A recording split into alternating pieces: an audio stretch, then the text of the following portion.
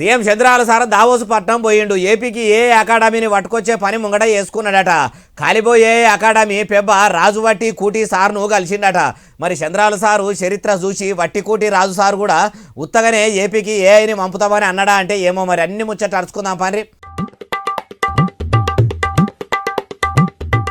ఆంధ్రప్రదేశ్లో చదువుకున్న పిల్లలందరికీ కూడా ఏఐ టెక్నాలజీ మీద పట్టు ఉండాలని పట్టుబట్టిన విక్రమార్కుని లెక్క సీఎం చంద్రబాబు సారు అమరావతిలో ఏఐ క్యాంపస్నే కట్టబోతున్నాడు కదా. అయితే బడి పిల్లల కాడి నుంచి కాలేజీ పిల్లల దాకా అందరికీ కూడా ఏఐ టెక్నాలజీ మీద తరగతులు పెట్టియాలి, క్లాసులు చెప్పాలని కాలిబో ఏఐ అకాడమీ పెబ్బ రాజుబట్టి కూటీతోని మాట్లాడితే మీరు అడుగుడేంది, ఇప్పటికే మా ఫౌండేషన్తోని మీ ఏపీల పిల్లలకు ఏఐ క్లాసులు ఇప్పిస్తున్నాము.